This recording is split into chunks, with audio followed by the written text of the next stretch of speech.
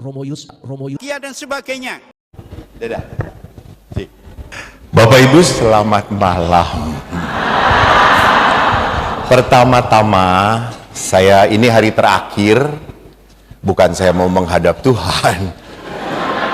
Saya berterima kasih. Saya 3 hari 2 malam pernah ditanya, Romo capek enggak? Ya capek, memangnya malaikat saya. Capek tapi saya sukacita, bahagia. Karena saya bertemu dengan Bapak Ibu yang ingin menjadi umat Tuhan yang baik dan benar. Tepuk tangan untuk Bapak Ibu. Terima kasih, terima kasih. Terima kasih yang jauh-jauh dari Mataram. Mana yang dari Mataram? Oh, paling depan. Ya, biasanya yang paling berdosa di depan, saudara-saudara.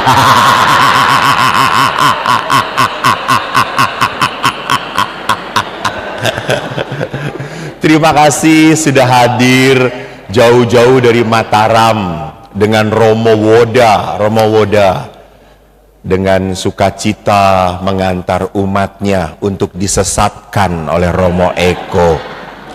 Saya pernah ke Mataram, saya mengisi di Mataram dan dikejar oleh Bapak dan Ibu Yendra ke Mataram.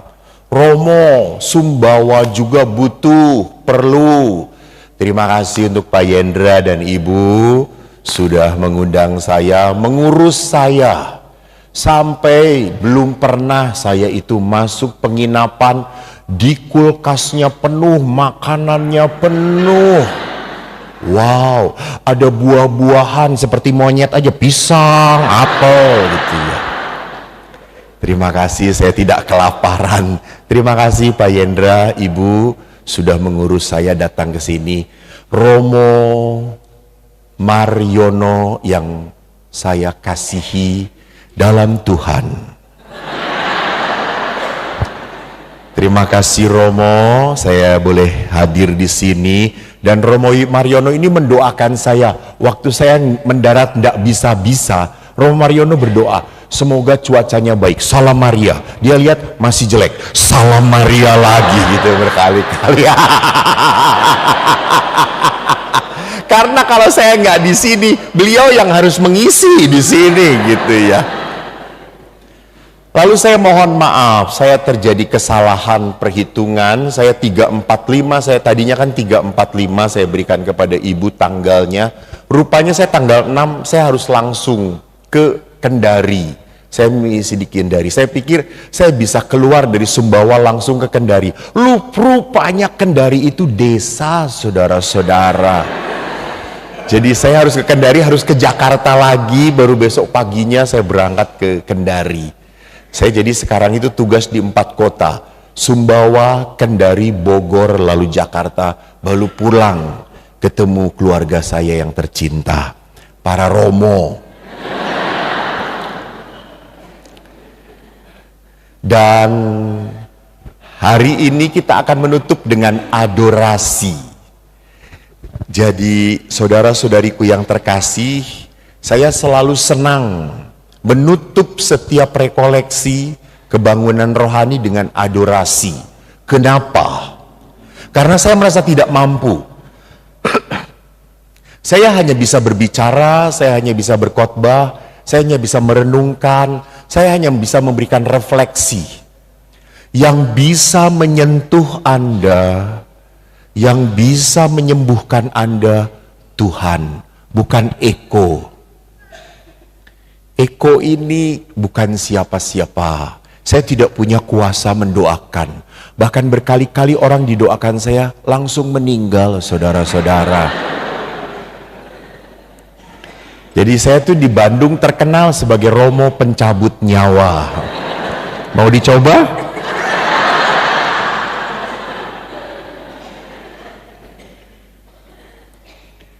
Adorasi itu adalah sebuah tradisi dalam gereja Katolik.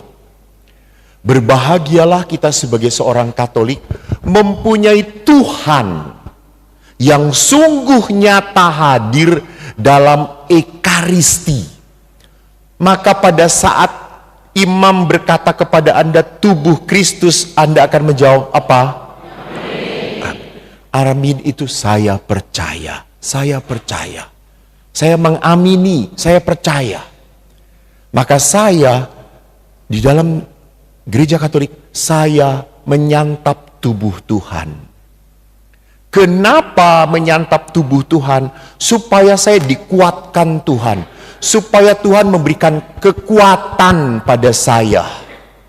Saya, Romo Mariono, Romo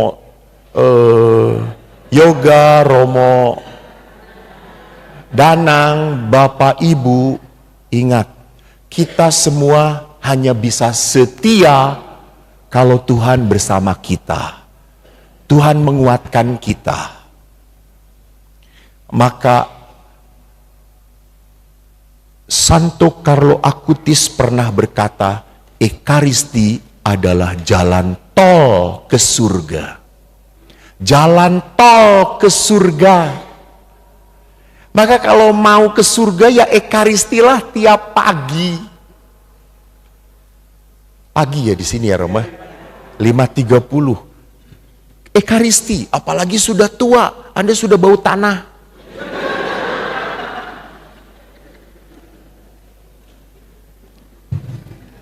Jadi ekaristi adalah tempat kita mencari kekuatan. Adorasi, tempat kita menyembah Tuhan. Maka dalam adorasi, Tuhan sungguh nyata hadir. Coba pindah frater, next. Saya nggak pegang itunya. Paus Yohanes Paulus kedua adalah paus yang mengajarkan kehadiran Yesus nyata dalam ekaristi.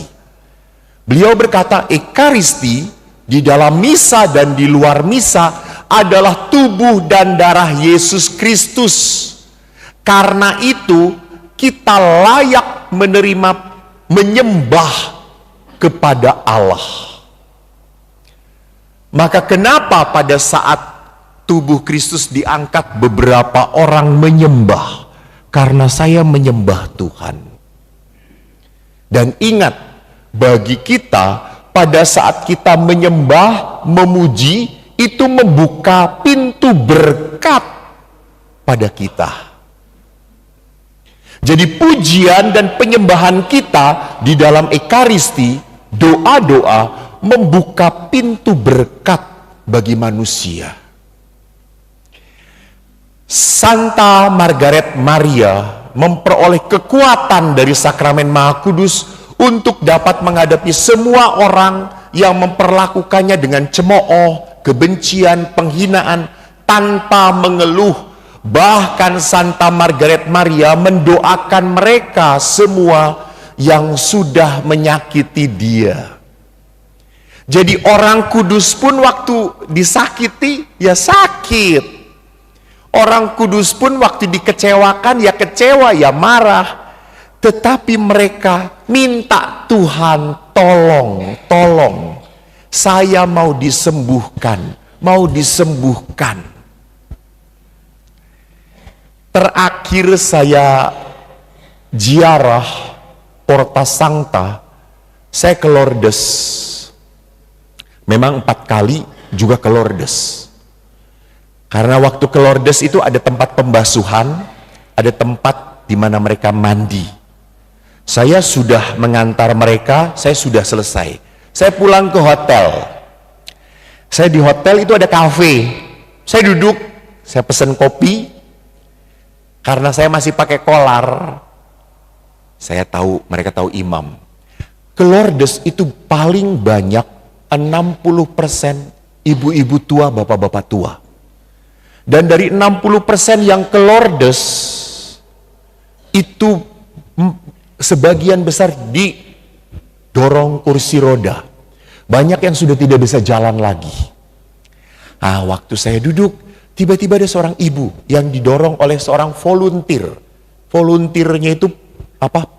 Yang menolongnya itu bukan keluarga kadang-kadang. Anak-anak muda. Lalu didorong, lalu ibu itu berkata, "Father, may I sit beside you?" "Of course, please." Ibu itu ngomong, "Boleh saya duduk?" Boleh, please, silakan." Lalu saya bertanya, "Mom, where is coming from you are?" "Kamu dari mana?" "Saya dari Irlandia, Pastor." Anda tahu Irlandia itu negara Katolik.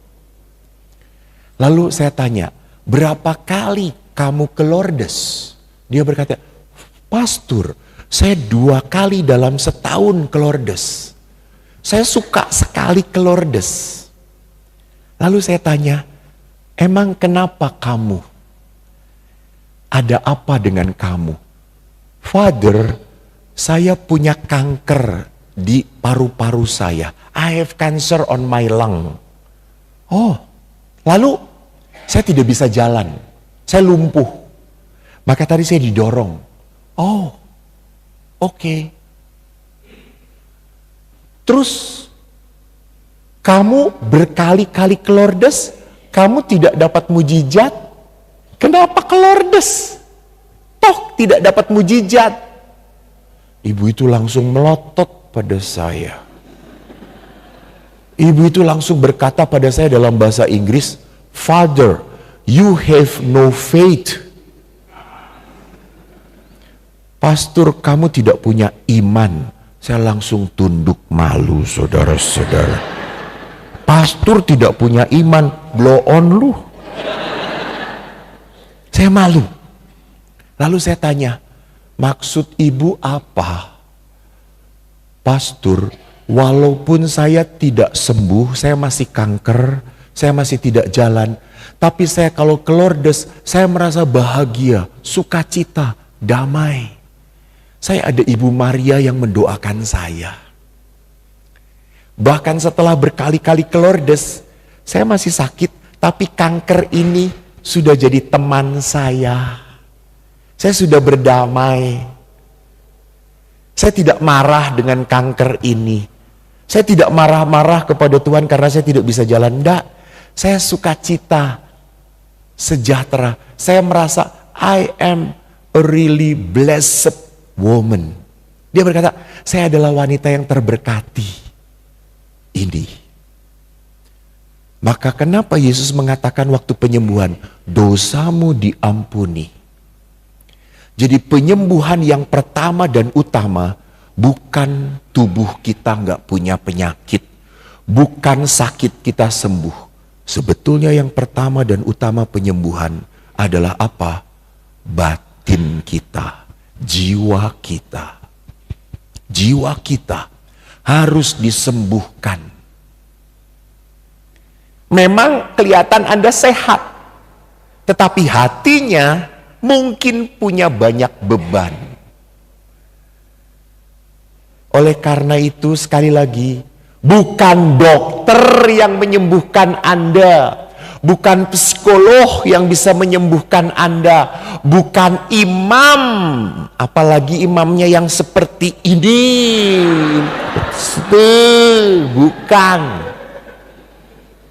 Bukan imam yang bisa menyembuhkan Anda. Yesus tidak hanya membuat mujizat 2000 tahun lalu. Nah, malam ini Yesus pun ingin menunjukkan, saya bisa menyembuhkan kamu. Saya bisa menyembuhkan kamu. Tapi percayalah, berserahlah. Dan ingat, dalam mujizat, apakah Yesus langsung datang kepada yang sakit? Yang lumpuh bisa jalan, yang buta bisa melihat, yang mati bisa bangkit. Apakah langsung seperti itu? Tidak. Yesus selalu tanya toh, padahal udah tahu buta. Yesus tanya, mau apa kamu? Kan udah jelas buta, pasti kan ngelihat gitu ya. Kenapa Yesus harus tanya? Karena bukankah Tuhan Maha tahu? Betul Tuhan Maha tahu, tetapi Tuhan tuh ingin ngelihat kemauan kamu. Karena dengan mengakui, Tuhan saya sakit, saya kecewa, saya sedih, itu berarti saya rendah hati. Saya mengakui kelemahan saya nggak berdaya Tuhan, saya nggak bisa. Maka saya ngomong pada Tuhan, baru Tuhan ingat, kerendahan hati itu adalah keutamaan yang pertama. Kunci masuk surga yang pertama adalah rendah hati. Dan dosa dari 7 dosa utama, dosa pertama adalah apa? Kesombongan, kesombongan. Lawannya kerendahan hati. Orang sombong itu adalah apa? Saya nggak butuh, saya bisa kok hidup sendiri. Saya mampu, nggak apa-apa kayak gini. Nah, itu orang tidak butuh Tuhan. Tapi pada saat saya mengatakan saya lemah, saya menderita, saya punya penyakit, Tuhan menjamah kalian. Maka next, apakah yang harus saya lakukan pada saat saya adorasi? Saya bisa, oh maaf, di sini pun ada adorasi abadi. Ya Romo ya, ada adorasi abadi. Kunjungilah sakramen Maha Kudus. Salah satu kekuatan dari Santo Carlo Acutis adalah apa? Ekaristi dan selalu adorasi. Menghormati Allah yang sungguh hadir dalam sakramen Maha Kudus. Maka pada saat Anda datang, Anda boleh mencurahkan isi hati Anda. Mencurahkan beban Anda. Mencurahkan segala kesakitan Anda. Yang kedua, mohon ampunlah kepada Tuhan. Mohon ampun. Saya mungkin tidak mampu mengampuni pasanganku. Saya mungkin sampai sekarang saya masih dendam pada pasanganku. Saya masih marah pada pasanganku. Saya mohon ampun. Saya tidak bisa memaafkan dia. Yang ketiga, kalau Anda tidak tahu apa yang harus Anda lakukan, duduklah. Tuhan, sembuhkan aku. Tuhan, sembuhkan aku. Tuhan, bebaskanlah aku dari rasa sedih, rasa kecewa. Tuhan, jamahlah aku, jamahlah aku. Berseru, berseru. Setiap orang-orang yang sakit datang pada Yesus berseru-seru, bukan cuma berseru, berseru-seru. Bahkan Yesus pun mengajarkan kita untuk berdoa apa? Berdoalah tak jemu-jemu. Gak berhenti-henti. Belum didengarkan Tuhan, belum waktunya Tuhan, berserulah, berserulah. Ingat janda yang mengetuk pintu hakim yang lalim. Janda itu akhirnya dibebaskan oleh hakim. Apalagi Tuhan. Maka Bapak Ibu yang terkasih, inilah saat adorasi. Nanti pada saat adorasi, di bawah sakramen Maha Kudus, kita berdiri. Dan pada saat sakramen Maha Kudus ditahtakan di altar, kita berlutut. Saya nanti akan memberikan renungan sejenak. Pada saat saya memberikan renungan, ikuti saja, ikutin. Biarkan nanti ada tim lagu yang akan menyanyi. Ikutin saja. Nikmati, nikmati. Tidak perlu, aduh jam berapa ini, udah cukup. Ini hari yang Tuhan mau berkati untuk kita. Nikmati. Kapan lagi?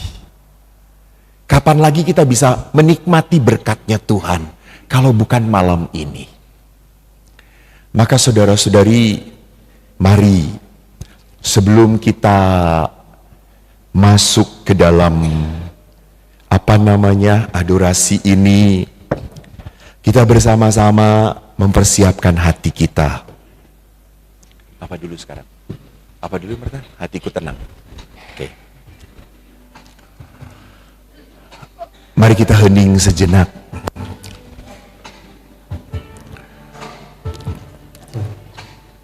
Sadarlah bahwa malam ini Tuhan mengundangmu.